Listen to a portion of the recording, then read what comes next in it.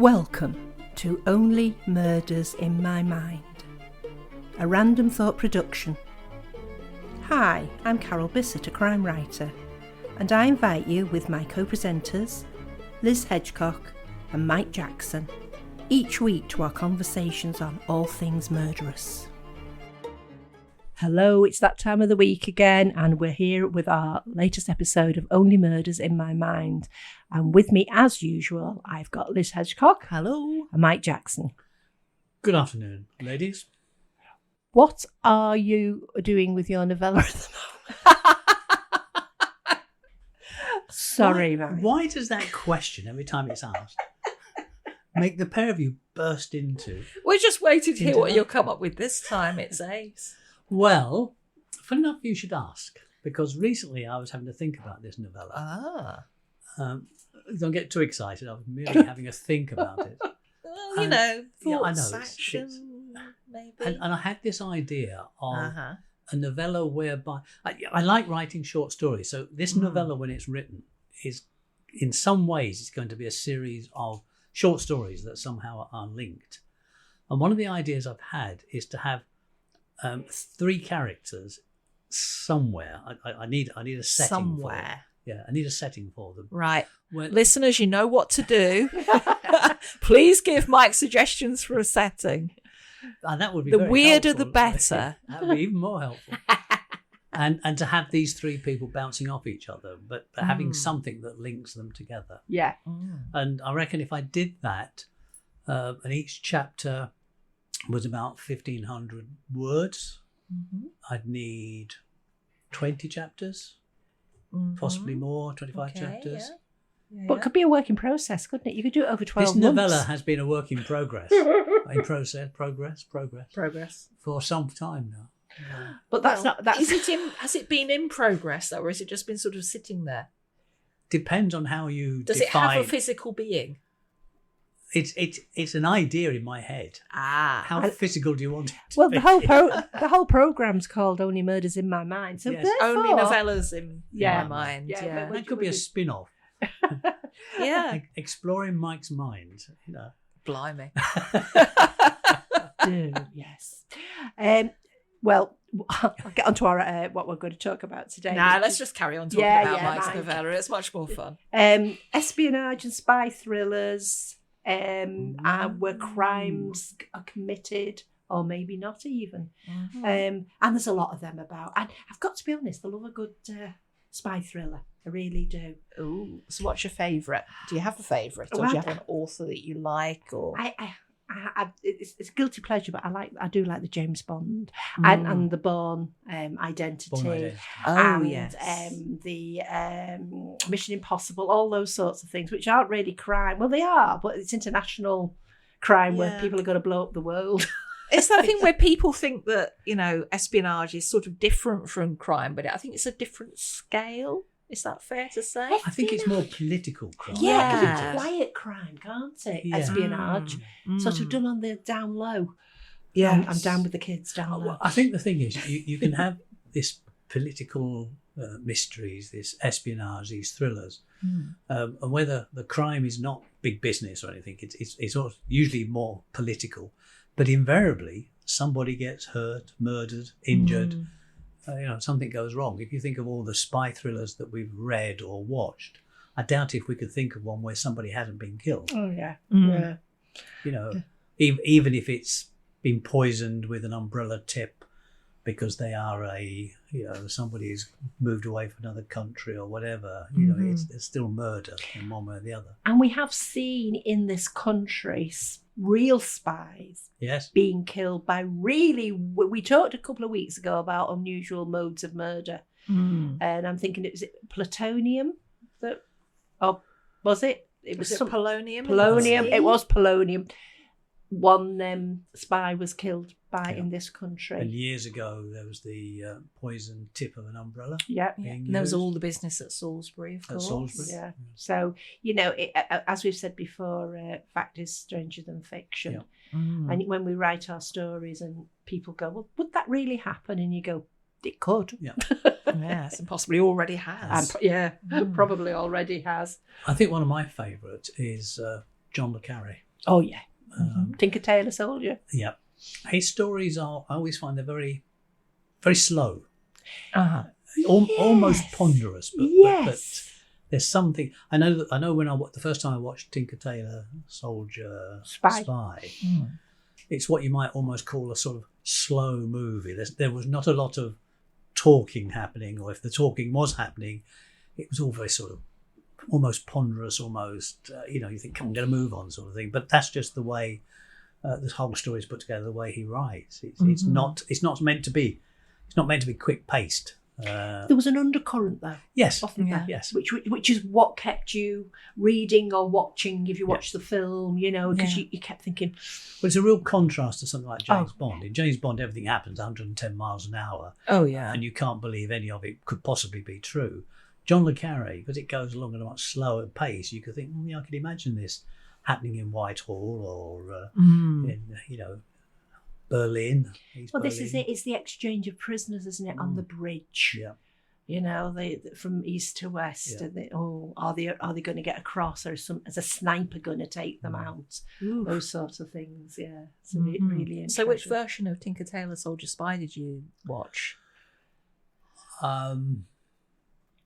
Pass. I've watched can't both remember. of them. Was it the Alec Guinness one? Yes. Yeah.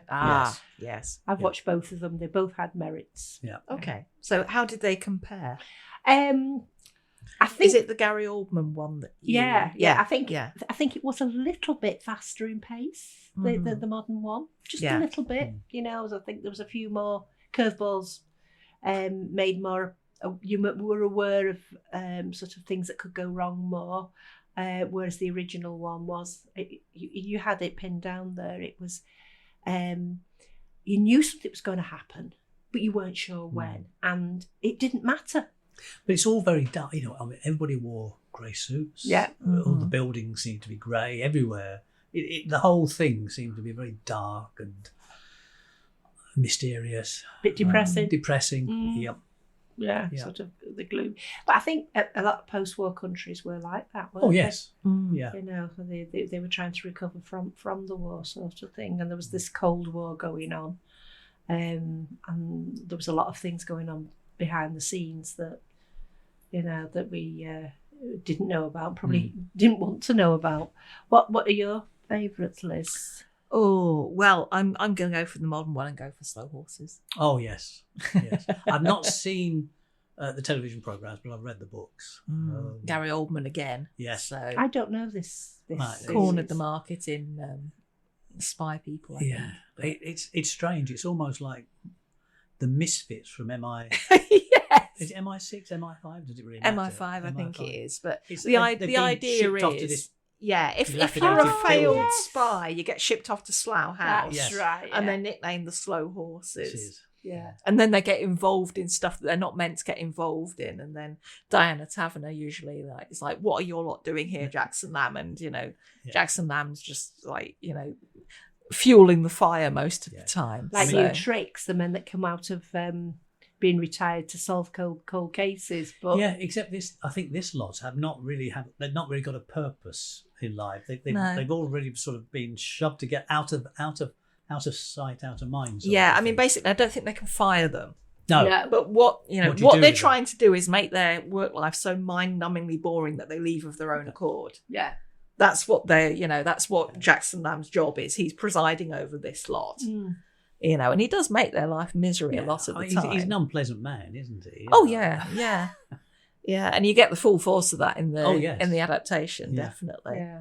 So I really must look into that because it sounds excellent. it is a lot of fun. In the first book, you tend to find out what everybody did to get themselves Yes. shipped over to Slough House. Yeah. So Yeah, but even in the Thursday Murder Club, there's some espionage going on there.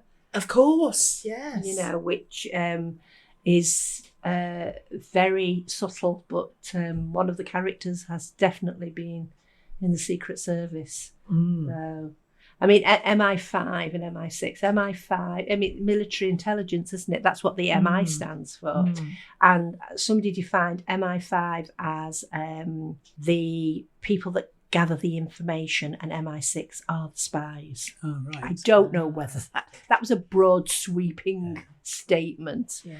I tell you what I used to like. It's not been on television for a long time. That was Spooks. Oh, I love that. Oh, I don't think I've watched that. Oh, so it tell was me good. about That was it. really good. Yeah. Exactly the opposite John le Carré. It was fast moving and what have you. Quite brutal in parts. Quite very brutal in They always parts. killed off one of the popular characters Somebody each always got killed series. off, yeah. You know. I remember one episode where she was almost like a trainee spy. Got embroiled somehow, had gone off and done something. I think she'd gone off with one of the senior team, and these baddies. I'm sure there must be a better way. We'll use baddies. Master spy. Got hold of her and dipped her head into boiling fat in a chicken. Ow! Yes, we all did that. Yeah.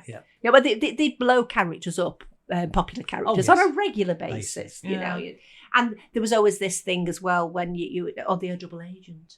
You know, there was a little bit of that going on as well. Oh, it's a brilliant series. Yeah, I think it probably went off a little bit at the end, but It's did like it all these. jump the shark? Yeah, I think sometimes these things are so good to start with that people persevere with them, and let's do another series. Let's do another series. Yeah. Well, I imagine if it's a ratings hit, then Yes. Yeah.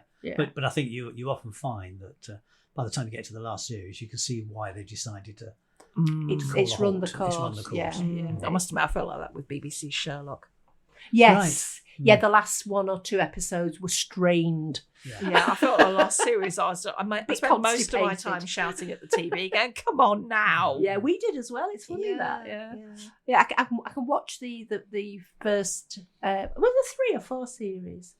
I think there were 4. I could watch the first 3 quite happily again and again, but I've never ever tried to watch those last few because it did infuriate me that it was a bit. Wasn't right. It didn't feel right. So, what do you like about the Mick Herron books, Mike? Because I know you haven't seen the series.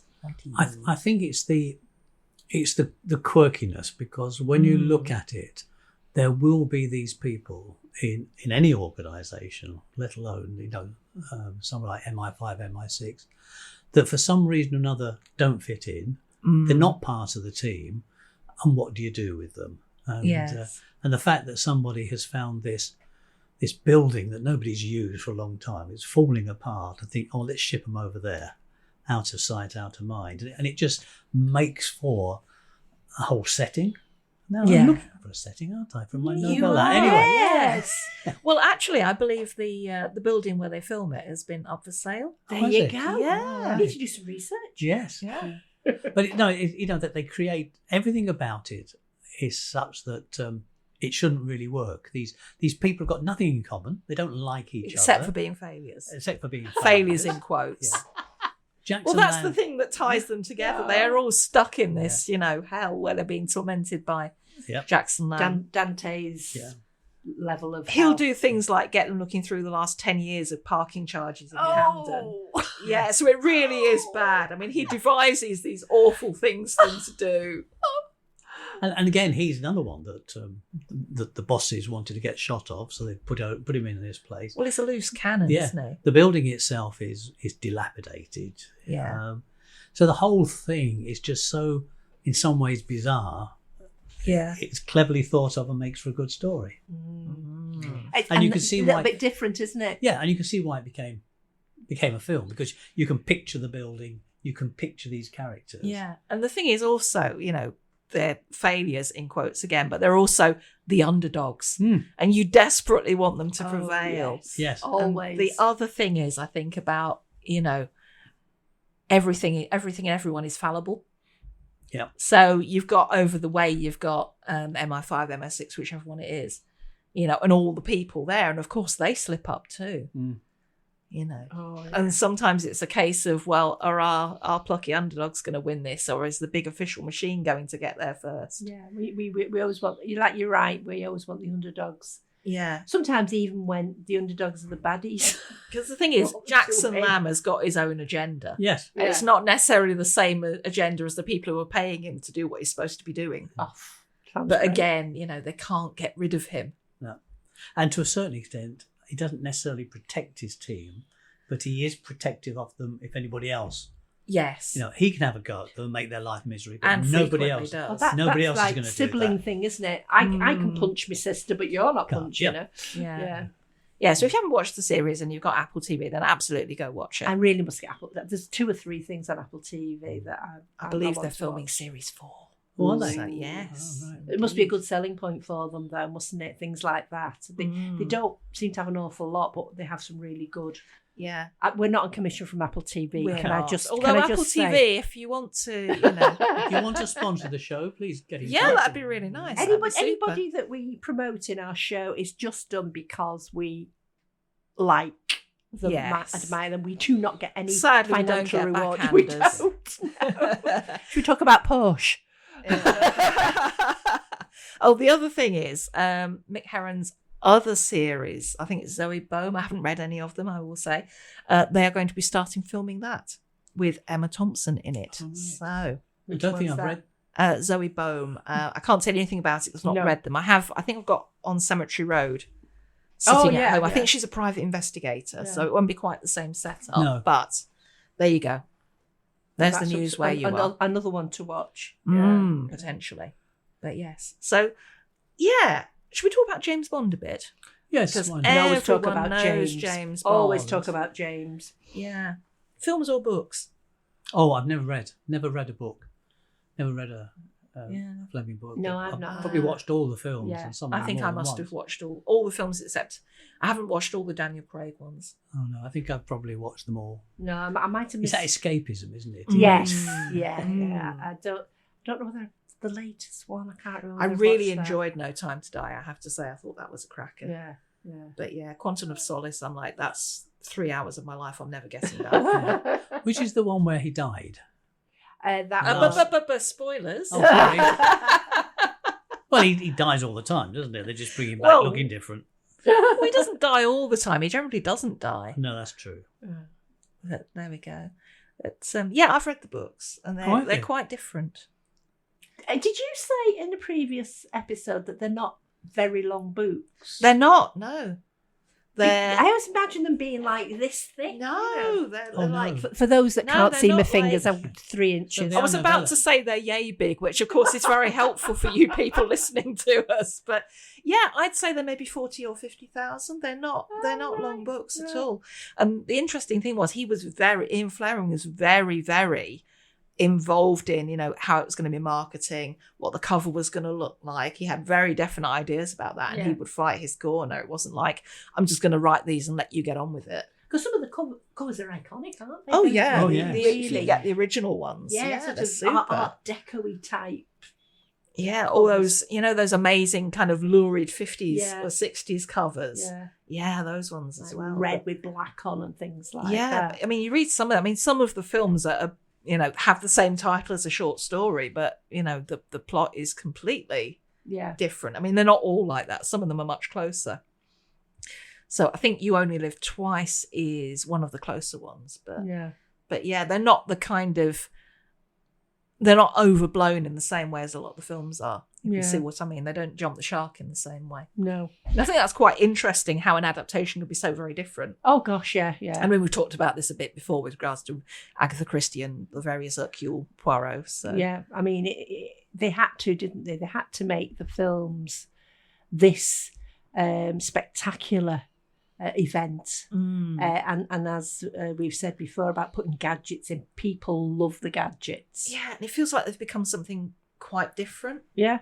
Yeah. I think they are. I think they've probably lost any connection with the books. That they've almost got a life of their own, aren't they? Yeah. You expect a James Bond to have car chases. You expect Few all the explosions. gadgets. Terrible jokes occasionally. Yes, Especially if you're yeah. watching a Roger Moore one. Yes. The eyebrow. And But some sort of colourful villain. yes. Yeah. A love interest, of course. But Oh yes. Or a yeah. sex interest, probably. Yeah, I was going to say there's not a lot of love in there, is there? no. Though there was one where he got married and that made me cry. That was the Jolly Green Giant. No, it wasn't the Jolly Green Giant. It was Hang on, that's sweet corn. I was going to say Have I entered a parallel universe I'm again? trying to think. Here Of we it. are. He only did one film, and he was he did adverts for children to keep them safe. Dave Oh, Prowse? Green Cross Code. Green Man. Cross Code Man, yes. Who was he? Can't remember. It was Prowse, wasn't it? No, I don't think it was. No, We'll have to Google it. Was Dave it? Prowse. Was it? Our producer is intervening. Yeah. It's so we don't fight, folks. That's what it is. He played Darth Vader. Yes, he did, didn't The guy in the suit. He Yeah, didn't yeah. voice him, but, Yeah, James Earl Jones did the voice, didn't he, Yeah. for Darth Vader? But who was he in James Bond? Was he? If he wasn't, I have James no Bond, that was supposed to be. idea. Which character are you thinking of, Carol? Um, You know when people say they like it when we go off on one? I think this is perhaps our best one ever. Yes. James. We're all Googling like mad now. Yeah. Now, while they're checking this out, let me just talk to you a little bit about my novella. Oh, absolutely. Go for it. Yeah, I so- mean, the most popular one was Sean Connery, I think. of course, there are the spy stories that. He made his film debut in 1967, James Bond spoof, Casino Royale, playing Frankenstein's creature. There you go. So he was in a James Bond film, but I must admit that's one I haven't seen. Was it a spoof, though? Was it? It was the wasn't a David proper- Niven one, not the George Daniel Craig one. Lazenby. He was in some sort of advert, and He was a in, model, wasn't he? Yes, he was in one Bond film, and that was it. That's all he ever did. And Oh, yeah. Can't remember. I what don't the think he had a advert was. connection with Sweet Corn. No, No. I don't No. think he did. Oh, dear. That was amazing. Oh. Wow. Long. Anyway, tell us about your novella, Mike. Because you brought it up. Have you got a setting yet? Well, I've thought of this place, this dilapidated building, Oh, really? Yeah. You know, Okay. quite close to MI6 building. Yeah. Would it be somewhere near the Barbican? Yes, right. Yeah, Yes, yes. okay, You've probably yeah. been there. Yes, I've been round the Barbican recently, actually. Going back to espionage and spy thrillers, I can't for the life of me. This is awful. I'm You know, wondering now whether Carol is a top international spy because she's just successfully deflected yeah. a perfectly good conversation. Sorry about that. That's right. Spy thrillers with children in. Was it Oh. Horowitz? Anthony Horowitz? Did he? Oh, Stormbreaker? Yes. I know Alex Rider. Alex Rider. Yeah. Because my nephew, when he was sort of 13, 14, was fascinated with these. And, Oh, yeah. They're really popular. Yeah, very popular. So Yeah. I think it's a 13 or 14-year-old boy who is a Spy. spy. Yes. Yeah, I think it was. Am I right in thinking it was Anthony Horowitz? Yeah, it was, I thought yeah. it was. And who then wrote there's them. Charlie Higson's Young Bond books, Oh, right. which No, I are don't know more them. kind of young adults. Yeah. So those were good, but scary in places. Yes. I read Silverfin. I was like, ah. But then again, I'm quite squeamish, so don't take me for I mean, sort of gone off on a tangent, which I know is something. Yeah, Oh, we're we talking don't about do that. espionage. No, I'm just about to go off on another tangent. You're supposed to be the one who brings us back Yeah, when we've well, gone off today on I'm about taking you sweet off. corn. About You'll never live that one I know. down. about YA, young adult. Oh Yes. yes. You saying that it can be quite squeamy. I've read a few young adult books, and they Mhm. really are very, very good. Mm. They're. I think you could read.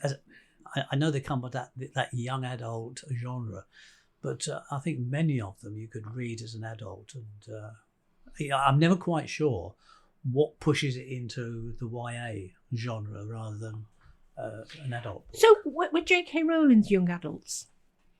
I think the early ones they're kind of more middle grade, aren't Yes, they? yeah, And they're I think the later ones, I think the series kind of was meant to grow with the Yeah, reader. with the reader, and it did get more violent and everything, didn't it? But you think when you think with those books, I can remember many youngsters at school getting those early, the first Harry Potter books, and they would have been about 7 or 8 avid readers. And when you think the last Harry Potter came out, 6, 7 years later? Was it one a year almost? I'm not sure.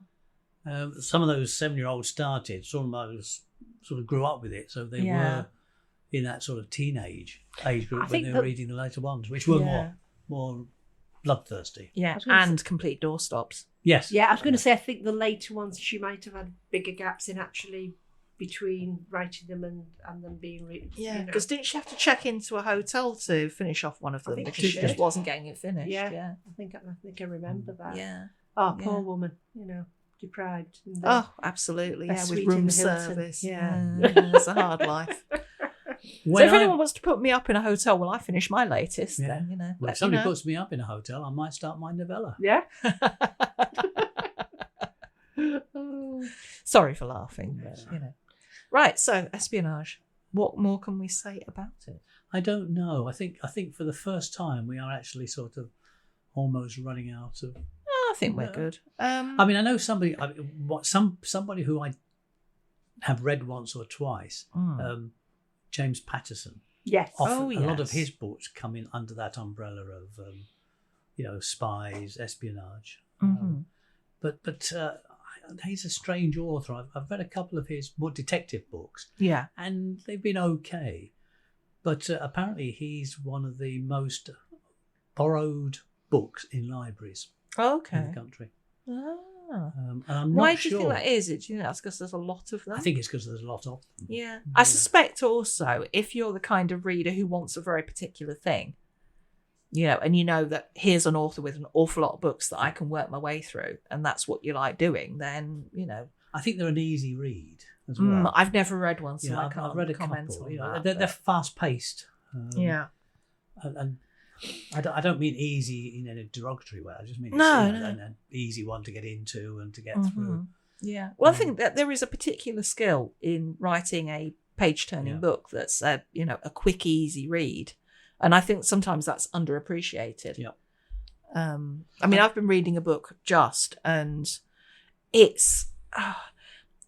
I'm not going to say which book it was. There's probably people out there who absolutely love it. It wasn't a crime read, so it's not really applicable to this. But it was supposed to be funny. And I think the thing with humour is sometimes it doesn't always land right. But it felt like it didn't have a plot. It just meandered. Yeah.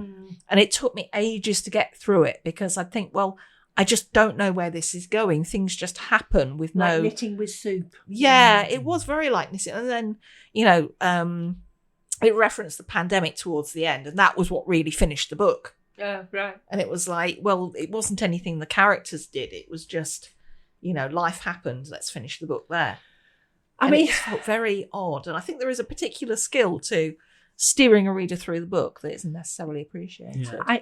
I think with spy and espionage, I think there's for me it goes into two teams. You've got the like Tinker Tailor Soldier Spy, where there is a lot happening in the background, and there's information going, and then you've got the sort where something's happening and people are being killed all the time, and they're chasing, and the spy's living in fear for his life and all the rest of it.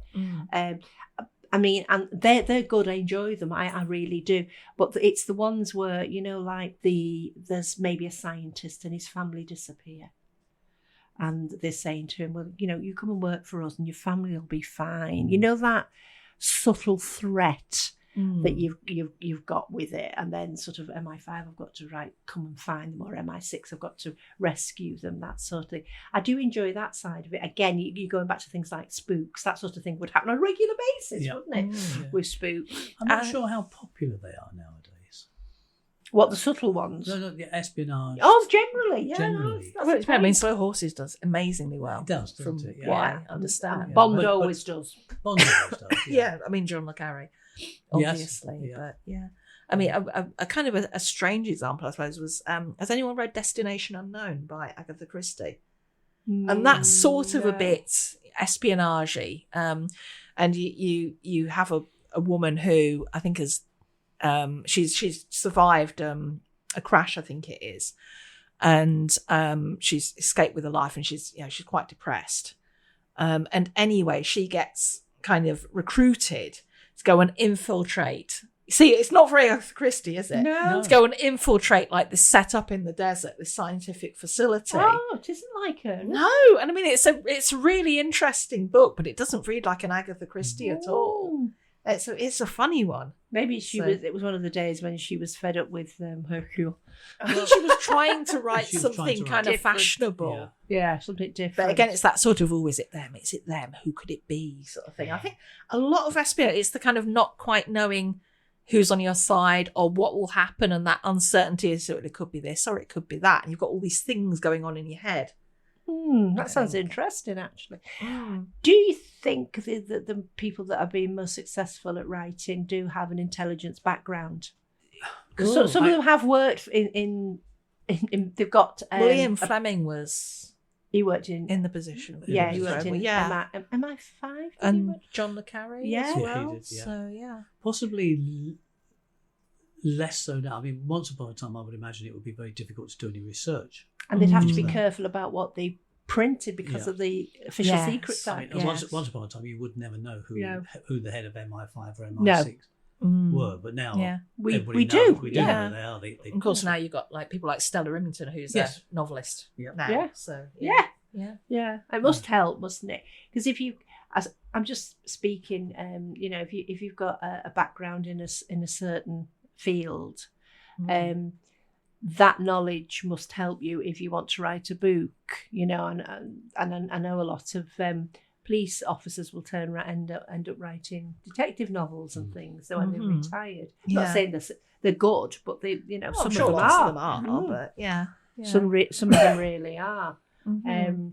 Going back to the uncertainty thing, I'm just kind of thinking through for myself, I suppose. I think part of being a successful spy is being able to kind of live with that and all those multiple things that might be going on and not giving the game away that you've got any idea of what it might be. Mm.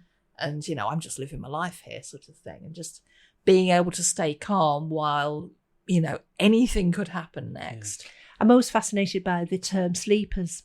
Yes. We always associate it with like Russian spies being in here, this country in America, but I'm sure there are sleepers from here and America somewhere else. in countries, where Mhm. they're living normal lives, waiting to be woken up as a spy. But that's the fascination, isn't it? Because those lives are not normal, in as much as being a spy or being a potential spy means that you have to live a lie. And you have to be good at living a lie. And I sometimes think that people who have to live a lie for many, many years, great chunk of their life, then the difference between what's the truth, what's reality, and what's the lie, Yeah. it must be a strange... It must all merge. Yeah, it must be a mustn't it, strange something? balancing act. For They them. must have triggers for them. They must have, sort of. I have visions of them being brainwashed before they're placed as sleepers, so that there's a trigger, something, a word or something like that, or a phrase. It's a bit like all the aliens that are living on the world now, just waiting for that trigger before they all Yes. rise up. Like in Men in Black. Yeah. It's a bit like AI. It's just waiting for the trigger before it takes over the world. Oh, I knew it. I knew it would come in there somewhere. Listening to a fascinating book at the moment, talking about humour, which you were just now. Liz. Yes. It's all about the time police, set in the future, Okay. and their job is to stop anybody. Apparently, travelling back in time had become quite the norm, Yeah. and it was causing all sorts of problems with history being mucked up. Warped. So they've got the time police whose job is to go and get hold of these people and lock them up if Who's they're... it by? What's it called? Jodie Taylor. Ah, right. Yes. And it's a series. It's Killing Time. And they're all something time. I'm on the Yeah, I second think one I've seen them other time. humorous. Very, very Mhm. humorous. The Very light-hearted. But, Time police to me is the mum stood at the door when a child comes in going, "What time do you call us?" That's the time police to me. So, Indeed. I think that's you've got a lovely sunset on your phone. I haven't you? have. Yes. It's Crosby Beach. Oh, is it? Yeah, I thought that's it one was, of the Crosby men there. I thought it was somewhere like Death in Paradise type places. No, it's very Crosby. nice. Yeah. Oh, there you go. Right, so we'll bring it to a close there, and I hope you enjoy this episode. Please feedback if there's things that you'd like us to do, things you'd like us to talk about, within reason, obviously. We're prepared to look at that. And Yep. If you want to hear more about sweet corn, we're game. You're right, I'll never live that down. It's nearly as bad as the time when I organised a night out for people I worked with, and I ended up in the wrong town.